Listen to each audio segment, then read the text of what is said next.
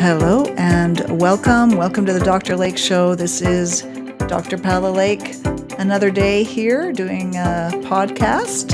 And I'm really excited about today because I have a very good friend here, as well as a colleague, someone that has been in the profession of psychology, actually a neuropsychologist, recently retired. His name is Dr. Sandy Gardner. Someone I respect who's been in the profession of psychology in private practice, worked at hospitals, done a lot of assessments, of course, in the neuropsychology realm, and as well as therapy. So has had a lot of experience working with people of varying ages and assessing capacity and cognitive capacity and how well they are. So I think he's very adept at talking about issues around aging and getting older. And of course, today we're going to vary it up and we're going to talk about changing our mindset about getting older at various ages, because really it can depend on your 20s, 30s, 40s, 50s, that we get caught in beliefs that really kind of limit us and stop us from being able to really live up to certain potentials that we might have. So that's why this is a really important show, so that we can start to expand our way of thinking. And Sandy's also, Dr. Gardner is a great example of someone who has made multiple life changes in his life. That's why I wanted to have you here, Dr. Gardner. Great to have you here. Oh, great. Thanks for the wonderful introduction. I was looking around the room to see who you're talking about. Definitely you. So I mean, you and I have gotten talking about, because one of the things I've always been impressed with, and I believe I might have actually mentioned you, maybe not by name, during my show, because you made some really amazing changes that I think, even though it's more common nowadays, it doesn't always happen, and people are not always making changes at certain ages in their life. And I'm wondering if maybe we could talk a little bit about that to start off with, because I think it's a great example for me of how we can make certain changes in our lives when we start to tell ourselves that maybe it's too late, I'm too old, or too much, it's going to take too long, or whatever kind of thought process you run into that stops you. So, your story was interesting because I met you at university. Yeah. We were at the University of Saskatchewan. Yep. I'm wondering if you could talk about what happened, what transition you made, when you made it, and what difference that made in your life. Yeah, well, it made a huge difference in my life, actually. I worked for the BC Forest Service as a radio technician for 16 years. And, the first 5 years were great because it was a new job and I was doing new things. But I got bored with it, somewhere along the way, because it wasn't challenging anymore. But it was a good job, good pension, good salary. The work was, not taxing at all, not stressful. But, I wanted to move on to something else, but it was hard to let that go. Yeah. The security, right? And Yeah. I think a lot of people get caught in this, and I hear it a lot as part of my practices. They're counting down the years, and I don't know how many of you out there have found yourself counting down the years. Okay, I've got 7 years until retirement. If I stick it out, I'll have that pension package. It's a huge enticement, isn't it, for people to get caught in? Oh, yeah, sure. It's almost a trap, really. Yeah. Because people stay with things that they probably shouldn't stay with. Yeah. Just for that golden reward at the end. But I mean, of course, then that's how you spent your life, right? And if it's not how you wanted to spend your life, then you kind of wasted it. It's a lot of years, and I don't know how many of you have heard of stories. I've certainly heard of stories that people retire, and just shortly after they're retired, something happens. They'll have a heart attack or they get ill. And so they've spent those years waiting for this retirement date to have this amazing thing happen to them, and then they find themselves not being well. I actually wonder if part of it is because of the stress that they've been through all those years, sticking it out till that final date, and maybe that had an impact on their health overall. Yeah. Yeah. Well, and two, when you look back at your life, I mean, you kind of, after you're retired, you kind of think, is that the way I wanted it to turn out? Is that the way I wanted to write the story? Yeah. And Yeah. if it's not, then you have regrets, right? Yeah. So Yeah. you better make sure it's a story that you're happy with. Yeah. Narrate your story in a way that works for you. Yeah. So what, you were in your radio technician job, and what happened after that? Well, I wanted to make a change in my life, and so I decided I started. Originally, what I started counseling, just for something to do on the side, and I was counseling for a public agency in town, and they trained me to be a counselor, and I kind of liked it. So I thought, well, maybe I'll try this. So off I went to university to get a PhD. And of course, when I had to quit my job to do that, so everybody said, "Oh, you're kidding. You're not quitting this great job, are you?" And it's like, yeah, I have to, right, if I want to pursue my dreams. So at the age of 42, off I went back to school to get an undergraduate degree in psychology, so I could apply for graduate school in clinical psychology. Yeah.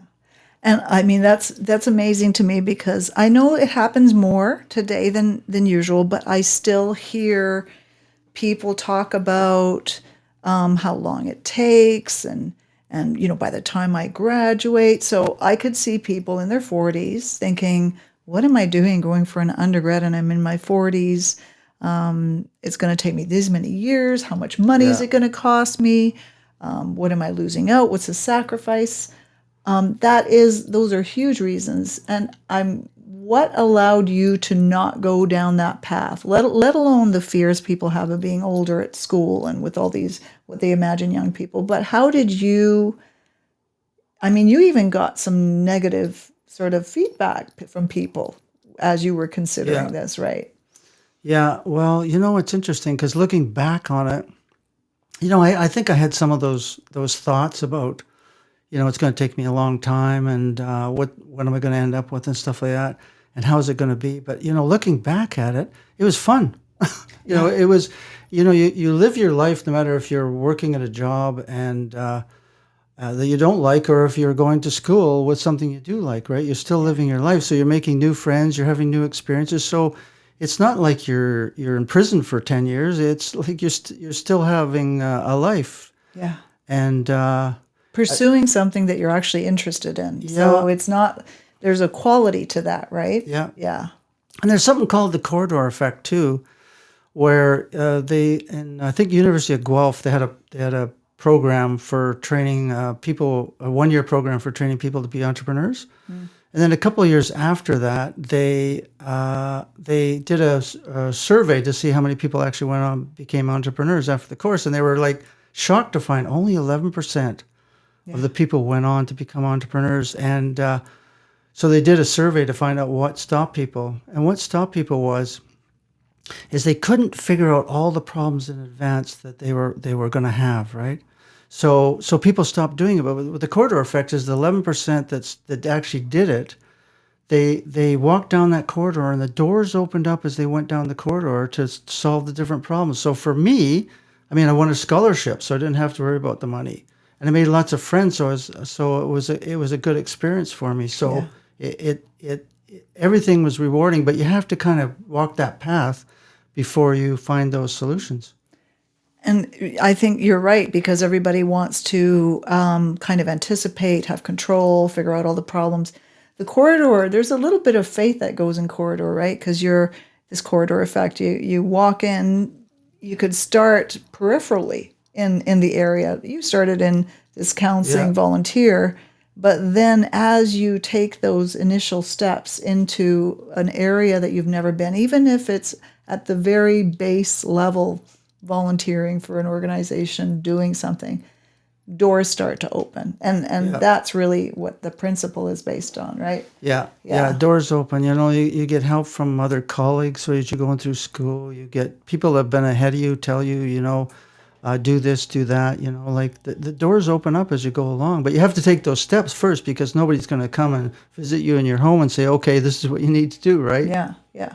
So once you stepped in that corridor and you started to go to university, did those doubts dissolve as soon as you started? Oh yeah, because once you're involved in it, you're immersed in it. You become part of it, and so it just kind of pulls you along. You know what the next step is, and you take it. And you know what the next step is, and you take it. Like, I think the first step for me was going back for the undergraduate degree, and of course, once I finished that and got accepted into graduate school, then I also got a scholarship, so the money problem was solved for me. Mm-hmm. And then once I was in with colleagues in the school, of course, then you're in with a group of people and you're all working together. And Yeah, it's amazing, right? yeah, And I know you and I have spoken about this, and those were years that you would never regret. And actually, that's oh where we yeah, made our friendship and had yeah, a great time during those years. And I think there's another part that I always found interesting about your story because big issues people have even are around money. So this show is really about mindset. Really, it's about the mindset you have around your life, your future, and I know financially, once people hit a certain age, they'll kind of succumb to ideas, settle with ideas about what's possible for them financially. right. So one thing I found interesting about you too is that it was later on that you immersed yourself in studying finance and money. All right. And you have done in all these endeavors, even though they were later in your years, I never heard you once say, I'm too old for this, or I've already made this money, I can't, you never put that limitation. So tell us about what you did to kind of get yourself in that extra footing of financially to where you're at right now.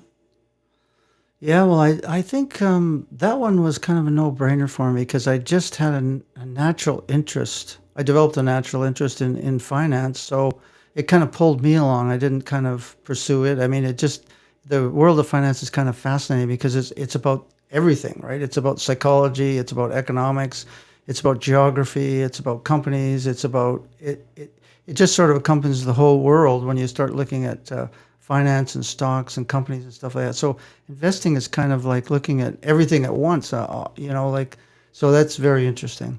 But you got interested in it. I think you mentioned that you were 48 at that point. Yeah.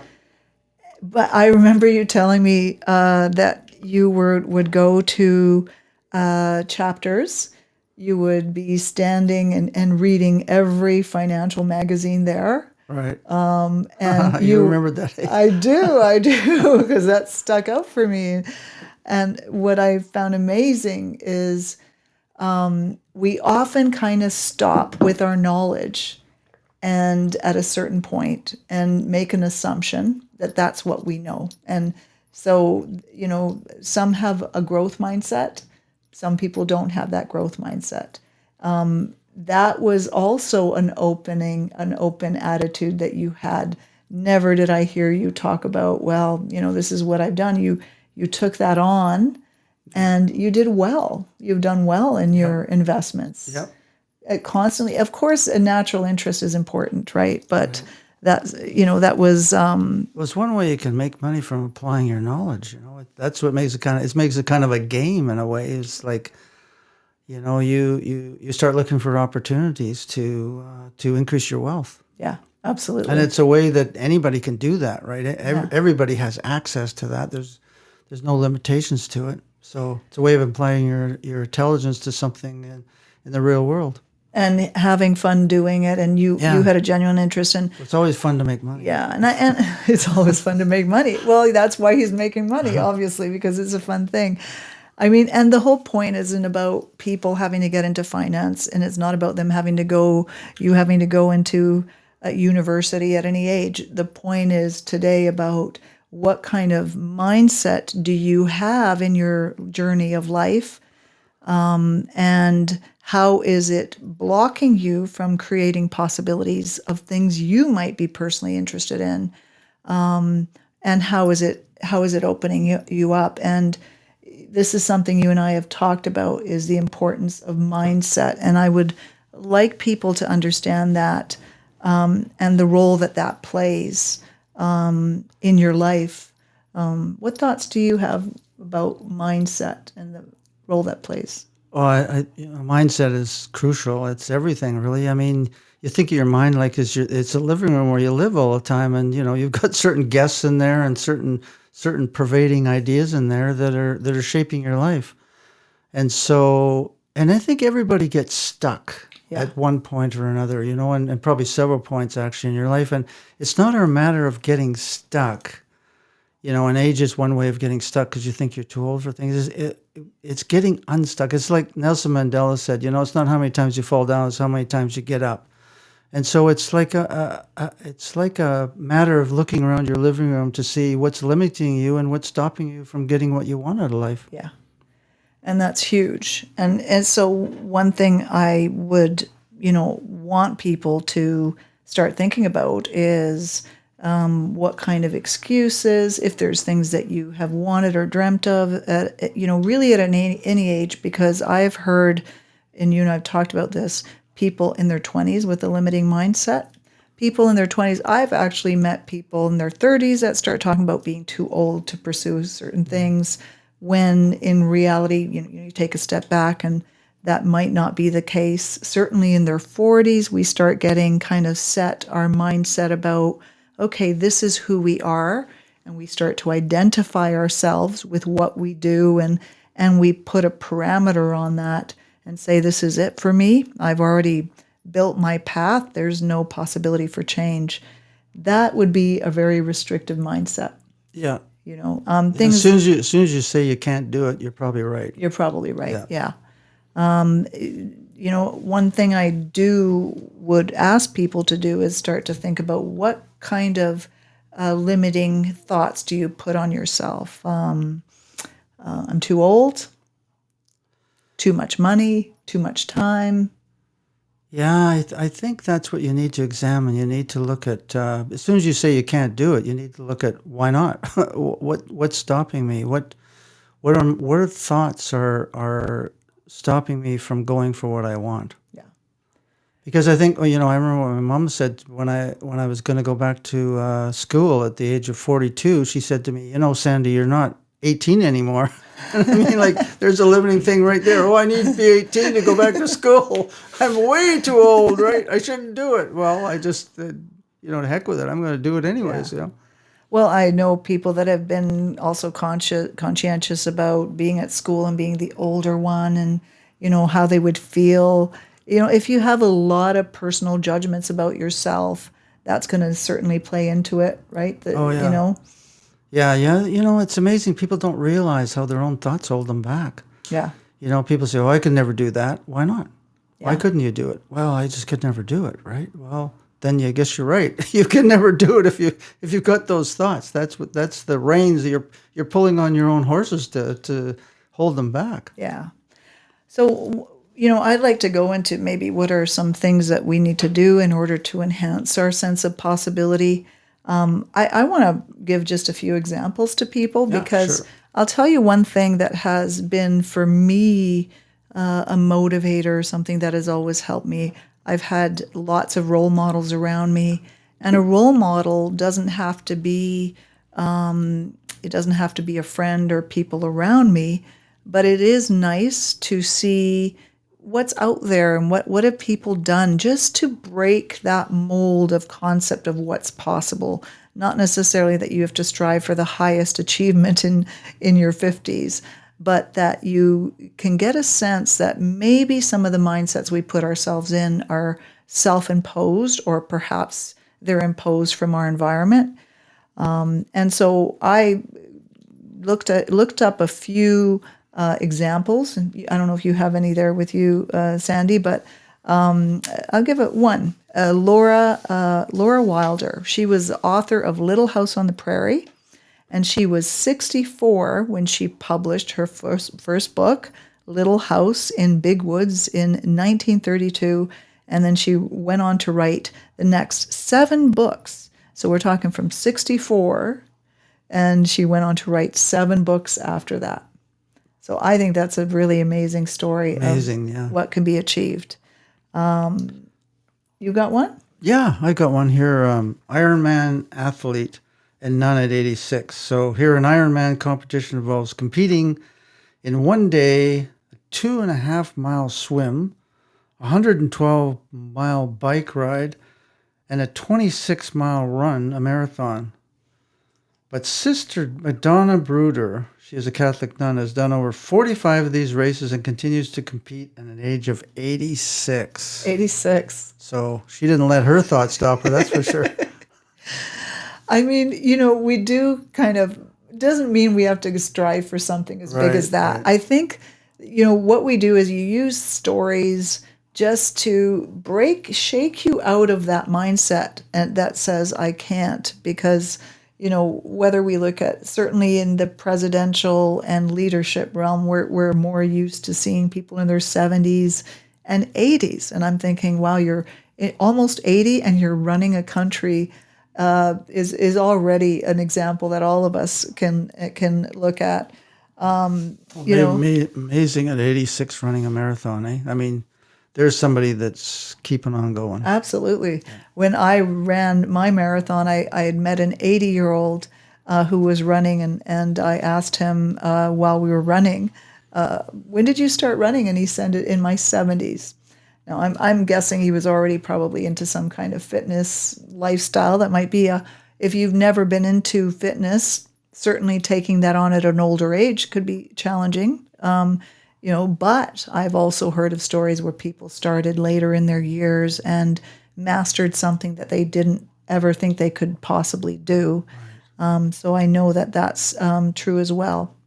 Well, I've heard it said that if somebody else can do it, I can do it, right? I mean, it's like if this person can do it, why can't I do it too? Yeah, absolutely. Yeah. There was one story I really liked that you had talked to me about, and it was about this man that was in the Holocaust. Oh, right. So I'm wondering if you could share that story. Oh, yeah. Well, I met this fellow one time, and he was Dutch. And he told me this story about his father, actually. So he was I think he was about 16 years old in high school, and his father was a teacher in the Dutch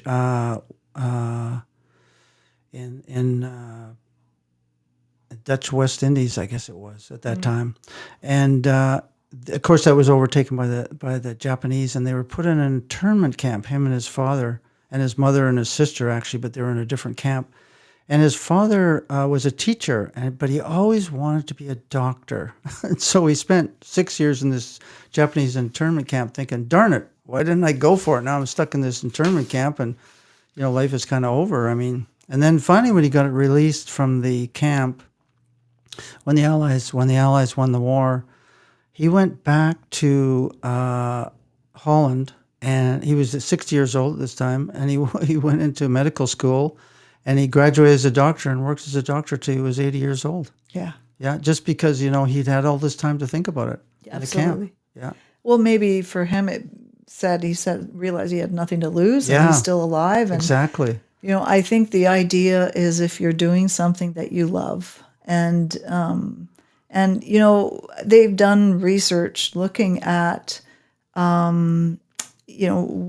the brain, and we don't form new nerve cells when we're getting older, but we do form new connections as we're getting older. And the importance of even learning, I would imagine, maybe that sense that you have something to look forward to sort of keeps you thriving a little bit longer in life. And learning, Annette Banyel, she was a brain scientist who has looked at thriving at whatever age, even as we get older. And one of the things that she had stipulated is as we are learning, if you want to feel like you're thriving, what you really want to do is continue learning and doing some things that are outside of the realm of habit.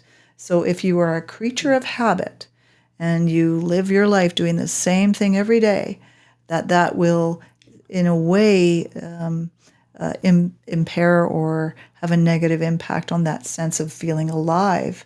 Because if you think when we feel alive is actually when something new is in our forefront, when we are engaged in a newness or a novelty. And in fact, we're building new connections at that time. So that's why I think ongoing learning is certainly an important part to feeling alive and young. And so people have a mindset that stops them from continuing to grow and learn, right? Yeah. Yeah. Just one other example. 95, this woman, Nola Oakes, she was the oldest college graduate when she received her bachelor's degree at Fort Hays State University. There's another one, 99 years of age, when he completed a degree, received a diploma from Eastern Oregon University. Wow, amazing. So I don't know what they do with that career, but I'm guessing that kept them feeling pretty lively in those, years, in those special years. Yeah, and it might have been something somebody wanted to do all their life and finally broke through that limitation, their own self-limitations, and just went for it. Yeah.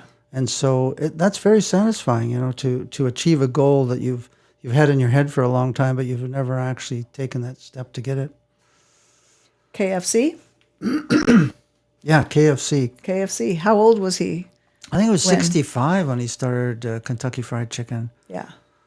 Yeah. So that would be, he retired and then he decided to start I don't know what his history was. Yeah, I don't know what his history is either, but I mean, it just goes to show you can do things, at 65. There's no reason why you can't do things just because of your age. Yeah. Unless it's self-imposed. Yeah. I know one story of an 80-year-old woman that started bodybuilding, in her years, and she if you were to look her up online, you'll definitely see images of her, which she looks amazing. 80 years old, basically looked amazingly strong for someone in that age group. This doesn't mean that we're all supposed to be achieving at that level. I think the whole concept is, what am I putting on myself that is impairing me from feeling thriving? So taking that time to question your mindset, right? Yeah.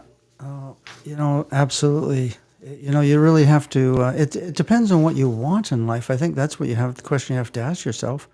And why aren't I going for it? Yes. If it's your own self that's limiting you, then you need to work on that. Yeah. And I think the other thing that's important too is that to think incrementally, you can take baby steps towards your goal. I mean, that's what the corridor effect is. It's just moving in the right direction. Eventually you'll end up there. It's like, the hare and the tortoise. I mean, the tortoise eventually got to the finish line. It doesn't have to be the next day that you're going to graduate with a PhD. You just take those baby steps and eventually you'll find yourself there. I actually think that a big factor for people is enhancing their belief in the possibility that they can do something more than what they're doing. And even if you do a little trial run. So I'm not really totally going to aim for something big or something maybe I dreamt of because I'm too scared or it's too intimidating. But starting on something that allows you to believe that you're capable of doing something different. And it doesn't have to start big. But what happens, it kind of feeds that change and shift in your mindset. Yeah. So let's say I've only been able to walk 3 kilometers. Maybe my next goal will be to do 6 kilometers. Yeah. And, a change like that, or if I don't even know how I'll do in going to school, maybe I'll take a course and then just see and test and examine that, hey, I'm capable of doing a course. The goal isn't about getting there big. The goal is pushing that boundary of what you think you're capable of doing. It's a journey, and I think about my own history. That's the way I did it. Initially I took a course from UBC in counseling, and I volunteered as a counselor and had success with that. And then I took 2 more courses from Malaspina College and I had success with those. And then I decided, well, that looks good. I'll try the undergraduate. So I did the undergraduate degree and had success with that. And so it's just one step. It's just that you need to take that first step. Most people don't take that first step, and it can even be a small step, as long as it's in that direction. It's almost like you need to set your goal on the horizon and just start working towards it. Start working incrementally. Yep. To build that internal sense of belief that you're capable and that you're even interested, right? Yeah. Because we never know until we actually pursue something. Yeah, it's like this story I heard about the Russia-Canada hockey series in 1972 when Canada played the Russian national team, and the Canadians, I think they lost 3 games. There was 4 games played in Canada and 4 games played in Russia. And of the 4 games in Canada, Canada lost 3 of them, and I think they tied one of them or won one of them. I'm not sure. But anyways, when they went back to Russia, in order to win the series, they had to win all 4 games. And so everybody kind of wrote them off at that point, and they actually ended up winning the series. And so the fellow that won the series was a guy named Paul Henderson. He scored the winning goal, and so they interviewed him after the series, and they said, "Well, no, how did you win the series, like?" And Paul Henderson says, "Oh, heck, we never worried about winning the series. We just tried to win the next period." And I thought, yeah, that's the strategy, right? Breaking it down into periods. If you can win the period, then and the next period, you win the game overall. So that's what you need to do. You need to think of those. Okay, what do I need to do next? Yeah. And that's what they need to do next to win the series is because otherwise it's overwhelming, right? If you think, well, I have to win all 4 games, how are we going to do that? No, we have to win each period. That's what we have to do. Honestly, that mindset I don't think can be overstated. I actually think it might be the foundation of it. Yep. That's the secret, the big secret, right? Absolutely. I've been reading a book called it's all about setting goals, Atomic Habits. And it really is about building blocks. And one of the things he talks about, the author is, sorry, forgive me for not remembering the name of the author, but it is Atomic Habits and it is a good book. But building, a nice concept that he used is that, our habits are built into our identity, right? And our habits are built into our identity. So if every day I'm lazy on the couch and I watch TV and I don't get up, that becomes a part of how I describe who I am. Habit of thinking.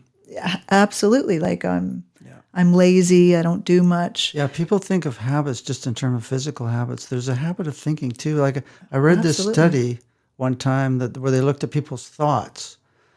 And from one day to the next, people had the same thoughts. 95% of the thoughts were the same as they had the day 95%. Before. So that's habit of thinking. Right? Habit of thinking. And that when we're trying to make a change, we're actually looking at changing habits and changing the way that our identity. And I think that's the biggest challenge, right? Because we're trying to change something.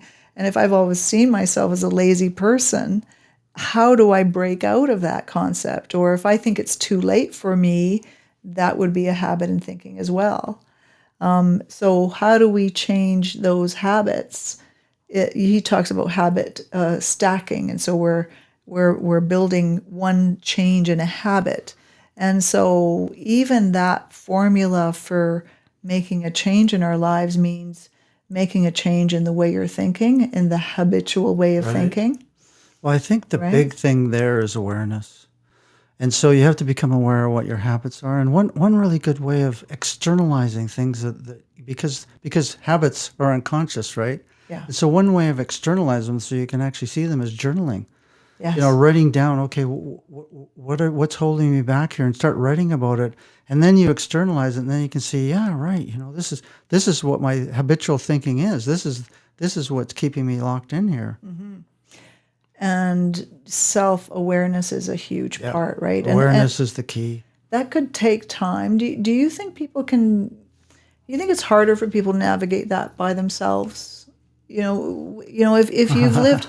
This is there's thing, where a right? psychologist comes in, right? Yeah. I mean, or a counselor, somebody that can listen to you and give you that feedback, right? I mean, that's really powerful, because sometimes there's things you don't realize about yourself, and somebody listens to all your patterns of of how you're talking and how you're thinking, and says, well, it sounds like you really feel this way about yourself, right? And you sometimes it's shocking, like you think, yeah, that's right. Yeah, absolutely.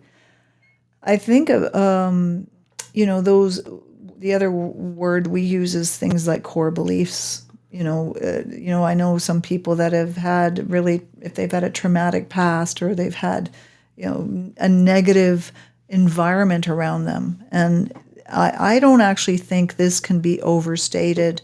If you're in a crisis mode in your life and you're around a lot of crisis, it kind of impairs that creative output. So if you're in an environment that's negative, if you're in an environment that's critical, people that themselves are complacent, right? Yeah. Just as you're talking there, especially about habits, I was thinking how much being a psychologist, working as a psychologist, has really helped me in terms of you watch when you're in session with people. Of course, you're trying to help them with their habitual thinking and how to break out of that. Right. But even just working through other people's process, a lot of times you reflect on your own process and you realize you have some of that same stuff. So it's actually liberating because you end up working on your own stuff as well. Yeah. It's nothing like seeing what happens and how people think. Yeah. You really start to evaluate your own mindset. And so this time, in terms of finding people, what would you suggest if someone's in an environment that's not really supportive, or if I think one of the hard things about changing is people are also used to us Right. being where we are and thinking the Right. way we are.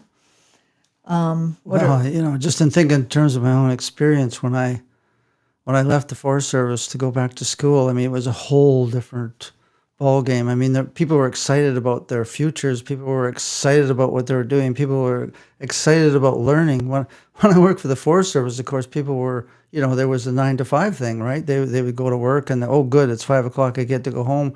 Whereas when I went back to school, everybody's like, wow. Yeah, pretty amazing. Yeah, so that was a complete change in social milieu for me. And of course, that's one of the things, that corridor effect, is that, you get energy from that too. If everybody else is excited about the future, you become excited about it too. Yeah, yeah. So maybe, consider it's not about abandoning your social network, but if you adopt the corridor mentality, perhaps that would be a way to slowly do a side step away from that environment. And, one way I would think about it is to change your reference point. A reference point is, who are you referring to when you're considering moving forward in your life? And if you are with people who are maybe more complacent or pessimistic, and they're people you love. This isn't about abandoning people that you care about. And they may very well be stuck in their own mindset themselves, so not know themselves how to step out of it. So I think a good way to consider that is, if you adopt something like the corridor effect, is ask yourself, what is one environment I could start with just to get around people that might have some more positive thoughts or different alternative ways of thinking. Well, that's where awareness comes in too, I think, is being aware of whether people are supportive of you and have faith in you, and which helps in your own faith in yourself, or if you're surrounded by people who are very negative and don't want to see you succeed because they'll make them look bad maybe, or just because of their own self-beliefs. Yeah, absolutely. Yeah. So start with even one person, Yeah. even if you have one person. And, the corridor effect, I love it, and I want to grab onto that because I think there's almost a little element of faith there. It's just, what's that one step moving closer that will facilitate me changing my mindset? Because if the mindset is at the core of it, then perhaps really it's about finding that window. And the window might be a neighbor that you chat with that's moved further. One thing I know I did for myself is I often spent time around the people that I admired and respected and wanted to know more of. I was never intimidated by people that were higher above me. I never took that as anything that was diminishing me in any way. And as I surrounded myself by people that I was inspired by, and that might mean you could phone somebody up literally and say, "Hey, I'd like to meet with you and ask you how you got to where you are." Yeah. I just think about my own experience. When I first started thinking about going back to school to get a PhD in clinical psychology, of course, everybody around me, it was a really strange idea. I think people thought, well, you're a long way from there. And I met this woman, Gail McGee, and what a wonderful woman she was. She had a master's in adult education. And she talked to me about it as if, well, of course you can do it. I mean, there's no doubt. You just need to do it.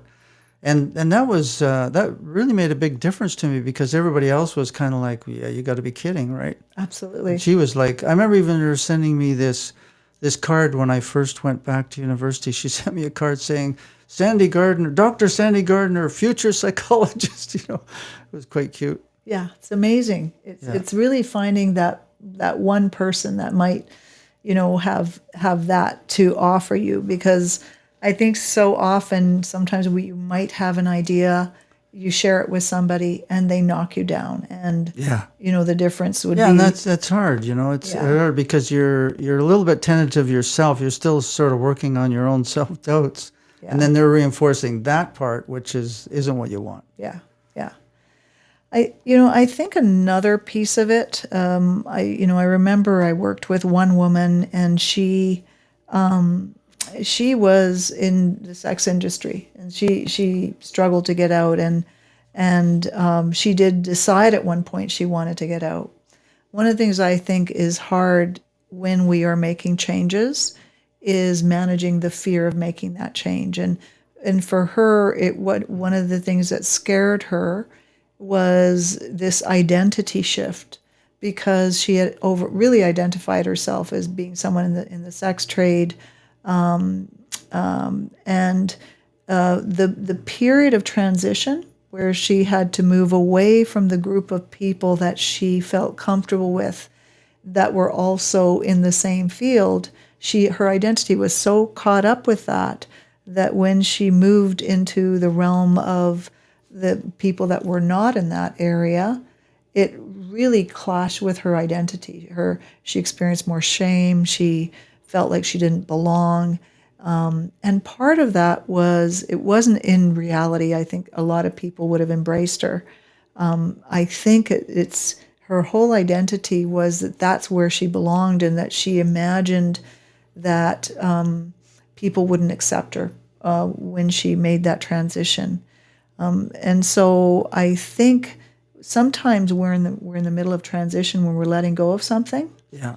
It's a stage where we're more inclined to want to go back to the old, because it just feels familiar.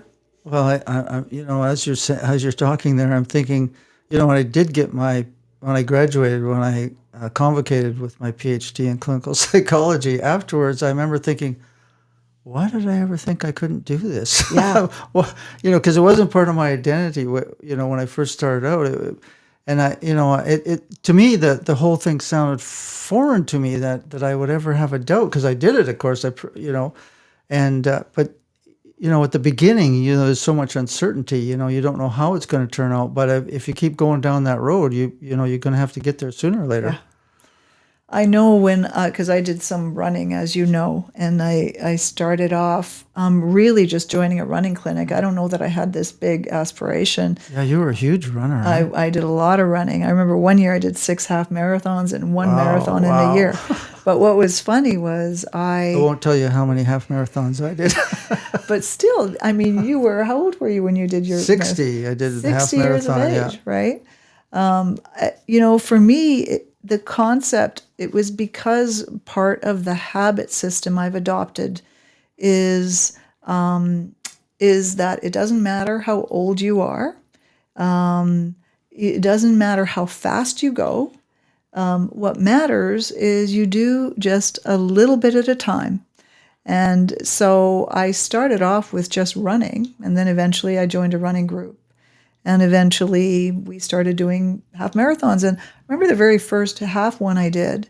And I remember thinking, wow, I just did one. I don't know that I fully, had this thought of what I was going to do. I just did something that I enjoyed. And then it kind of moved forward into doing more and more running. And Right. The corridor effect again. The corridor effect again, just meeting the people there and starting slowly. And when you adopt that as a mindset attitude, much like, learning the piano just 4 years ago, you adopt that mindset attitude of a little bit at a time, you get further. And I think not everyone carries that mindset.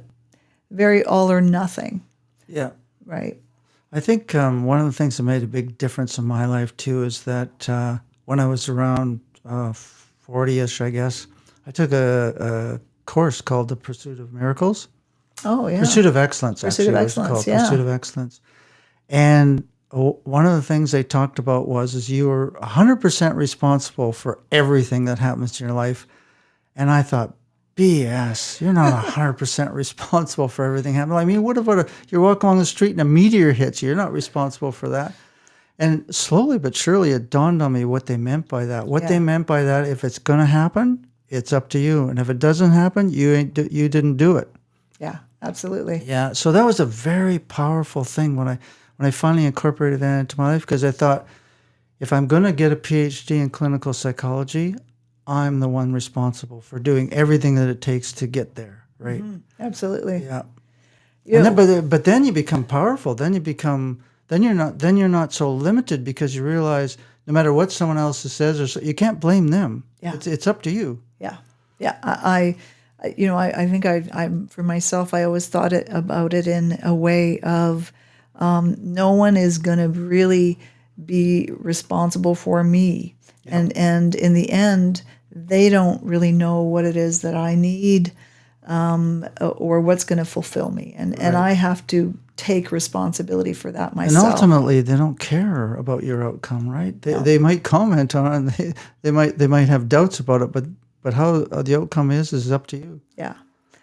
I think another one, people, one of the things I think is really important if you're going to be pursuing some things that are different or unique, is starting to, one of the things I did, for example, is I asked people a few questions, and I asked myself this question. For example, an excuse might be, it's going to take me 10 years to get there. And so one of the questions I would ask people is, I'd say, if you do exactly what you're doing today, where are you going to be 10 years from now? Yeah. That 10 years of your life, or 5 years, will pass nonetheless. Yeah.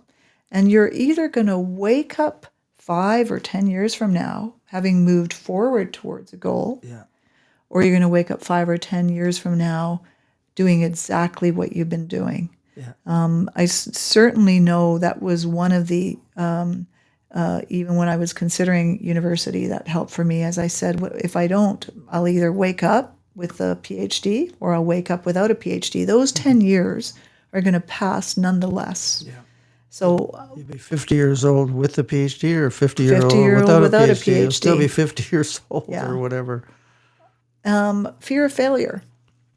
What do you think that plays into for people in considering pursuing something? It's a big one. I think, you can use that as a motivator, though. You can use it as if I really want this, then I need to design my life to make it work, right? Because, going for a PhD in clinical psychology didn't mean you didn't have to work. You had to work hard at it. You had to pay attention.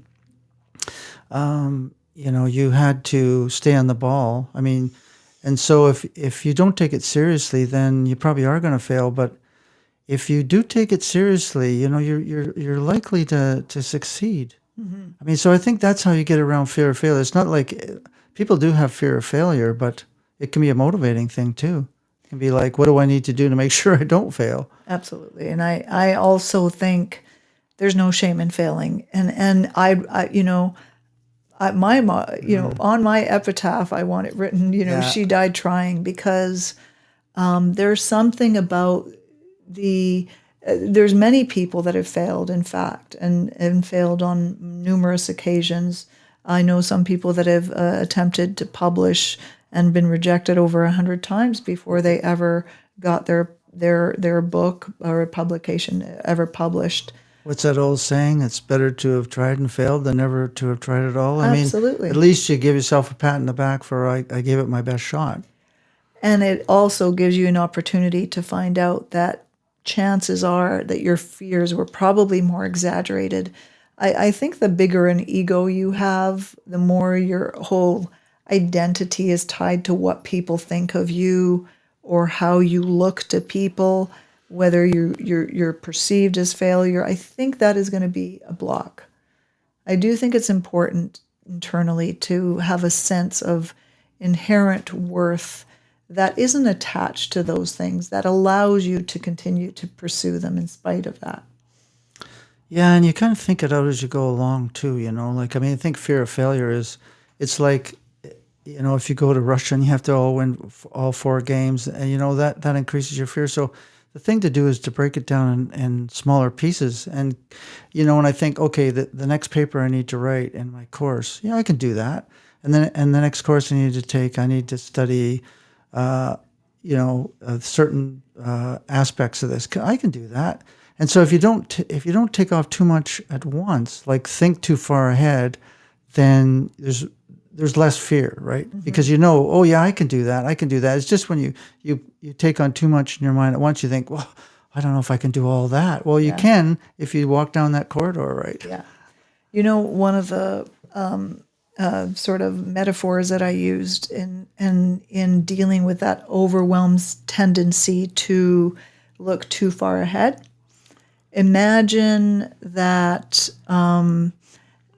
that you're driving at night on a highway, and imagine the lights of your vehicle are lighting up just a portion of the road. And your direction and where you want to go may be quite far.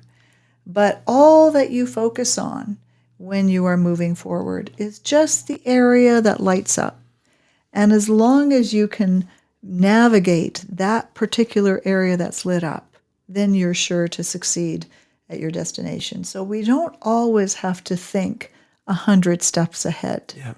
We just focus on what's in our purview, right in that moment in time. Yeah, because you can't work on the stuff that's 2 years ahead or No. 3 years ahead. You'd have to just work on the next step that you have to do. Absolutely. And if you do that, it makes it a lot easier. Then that sort of, because well, if I take this course, sure, I'm going to be fine with it. Like I can do that. Yeah. And if you can do that, you can do the next step, and you can do the next step, and you can do the next step. You just need to handle it one thing at a time. Yeah. And this isn't really about how old you are. This is a mindset that can be when you're 20, 30, 40, 50. It will shape the quality of your life at any age. Yeah. So if you're 20 and you're already stuck, or 30 or 40, this is a good time for you to start changing that mindset right away in your life. And it might take you time. I think if you've been stuck in a particular mindset, one of the things I do is self-hypnosis, and hypnosis as a way of changing mindset. I don't know if I'd say it's just one thing that you do to change mindset. It includes the people that you surround yourself with. In my meditations that are hypnotically oriented, it's always about still being able to be in the here and now, and imagine again getting just the one step done. And it takes a lot of pressure off when you're, one of my mottos is, it doesn't really matter how fast you go. All that matters is the direction you're moving in. And so even if you're not leaping ahead and you're doing small amounts, I remember when I was doing my dissertation, my doctoral research, and I picked up a book, and it was called writing your dissertation in 15 minutes a day. And I thought, oh, that's awesome. I was working full time and I was working on my research at night. And I thought, I can handle 15 minutes a day. But what's funny is That's the whole thing about breaking it down into small steps again. breaking it down into small steps. And as I was doing 15 minutes, it often ended up being half an hour. And, because 15 minutes, I'm not going to resist 15 minutes. It gets you going. Gets you going. And then you keep moving from there, right? Yeah, you build up momentum, and you don't want to stop. You don't want to stop. Well, Absolutely. And before you know it, I had 350 pages written for my doctoral research. What about mental health? And I think, depression, those types of things that can get in the way, or if you've maybe if you have a story in the past that hasn't been positive and you feel weighed down by it and it's affected the way that you look at your future. What thoughts do you have about that? Well, sometimes it's nice to have professional help. If you want to get ahead in life, sometimes it's nice to have somebody else listen to you and help you work out those things. Yeah. I that's the advice I'd give people if they have something like that that's weighing them down, is to get some professional help and work through it so you can get on with your life. Yeah. I think that would probably be a first step if you are struggling with mental health issues. There's a book by Fredrickson, and the book is called Positivity.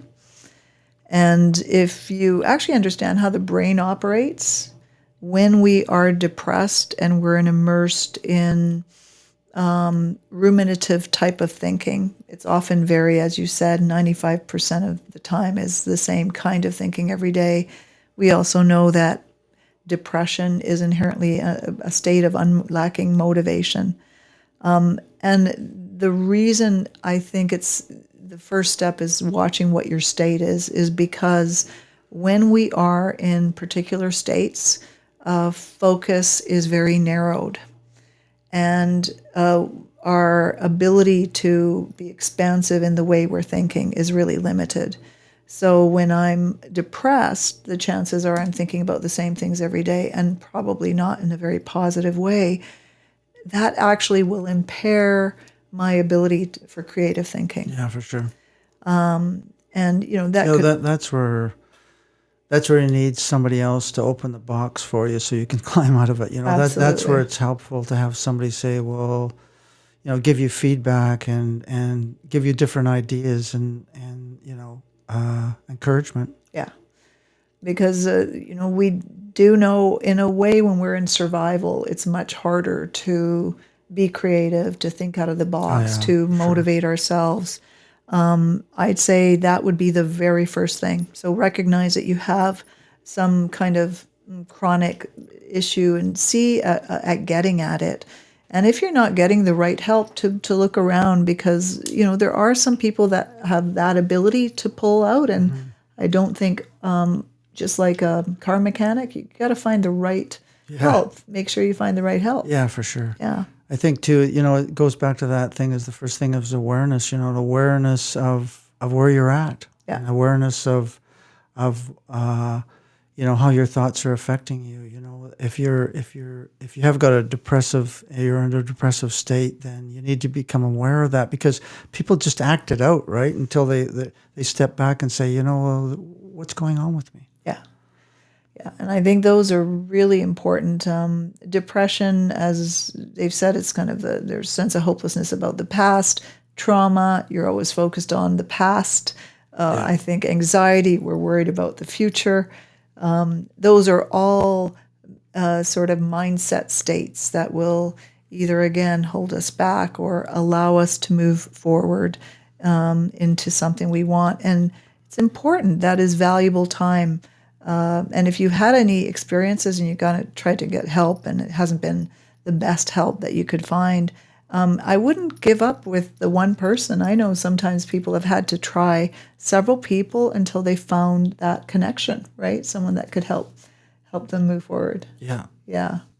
So do you think we've covered any other thoughts you have about moving forward towards a goal, and this is at any age.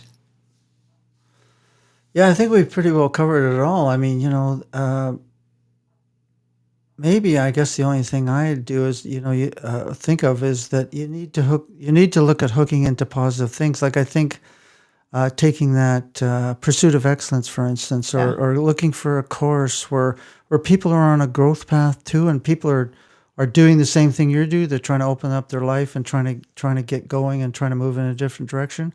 If you join groups or take workshops and stuff like that, you'll be with people who are on that path too, Yeah. and that can be very energizing. So you'll discover that, hey, I'm not the only one that thinks this way. Other people are thinking this way, and they're wanting to do something about it too. So you get that group energy from that, and that's really Absolutely. important too. Like if you're just by yourself with it, it's difficult to just work on it by yourself. That getting that energy from other people is Absolutely. really good. Absolutely.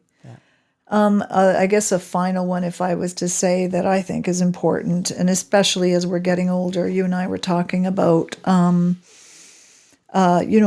health and the importance of taking care of your health. I don't know if that can be overstated because as we get older, people often start, and this is when I start hearing it, is when they're in their 50s and 60s, and the comments start happening, aches and pains and things that are affecting them, and that's a real issue. It's not a false one.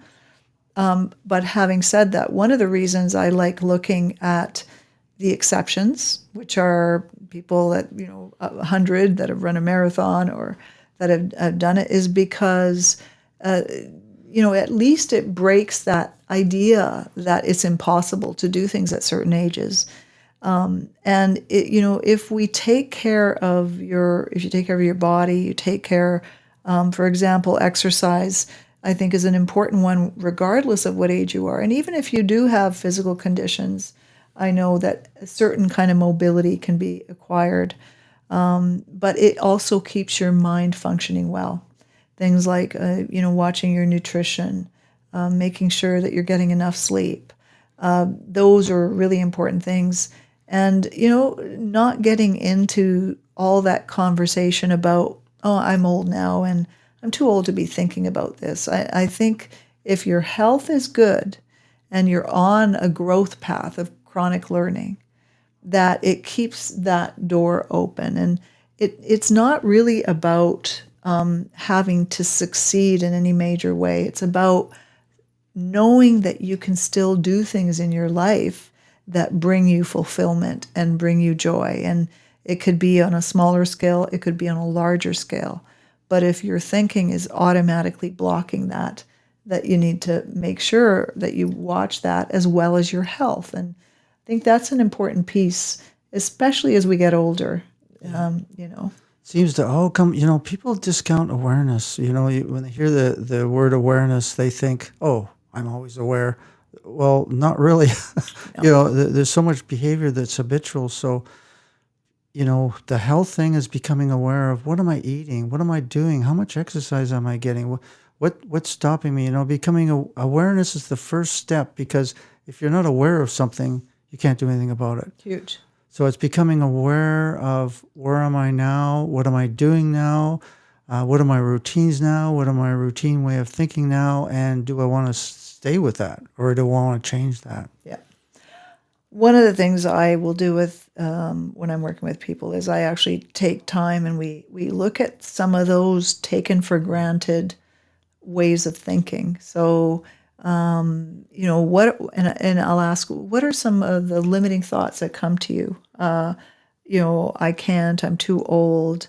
Whether it's your health, you start to really take time and be very deliberate about it and examine what your thought process is. When you think about something that might excite you and you automatically denigrate it, that would be a sign. That would be a sign. That's the value of working with a good therapist. That's the value of working with a good All therapist. of a sudden, your inner thoughts became outer thoughts, and you're listening to them coming back at you. Yeah, absolutely. And you're like, well, yeah, that's right. Yeah. So I think this is all very valuable, and I'm sure that one could dig in even more detailed for to go more in depth. When I work with people, we work with the idiosyncratic kind of issues that they run into based on their life story, and then we work on challenging what it is that they are dealing with. So this might not speak to every single person, but I'm hoping someone can get 1 or 2 points out of this that would help them step out of their own blocks. And right now, with the resources we have online, I think it's expanded even more. That if we're not even limited by geographic location anymore. You can already do your Zoom call with a clinician or a coach or anyone that you think might be able to help you. So that's one of the main messages I want to leave people is, take the time. And what would you like to say for people to? Well, it's as just we close off?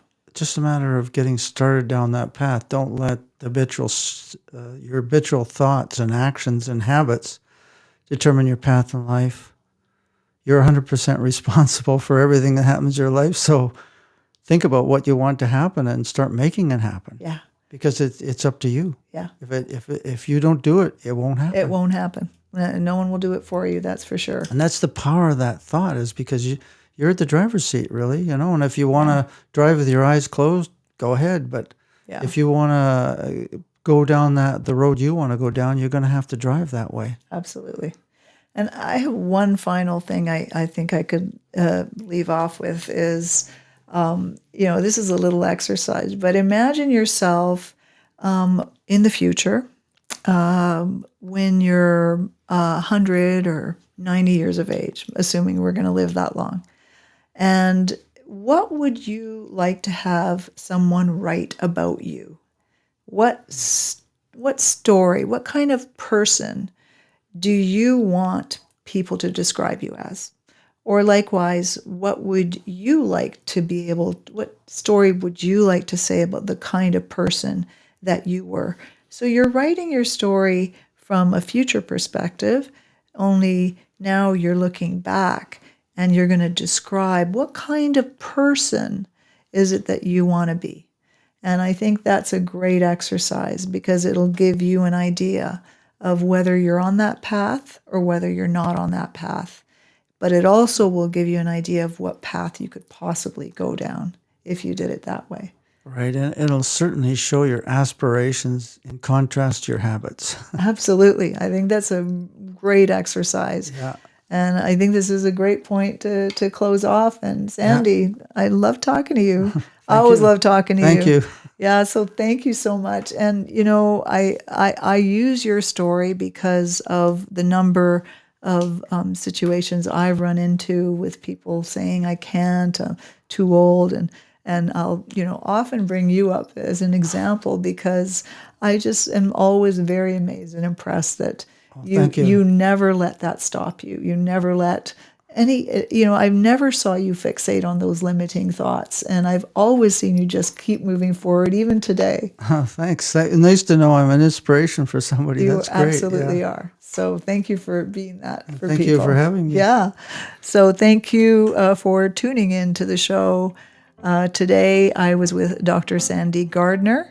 And hopefully this has given you some ideas about what you can start thinking about and moving forward in your life. And I wish you all the best. Until next time, take good care and take time to be aware and think about your life and where you want to go. It is worth the time. Take that time. All the best.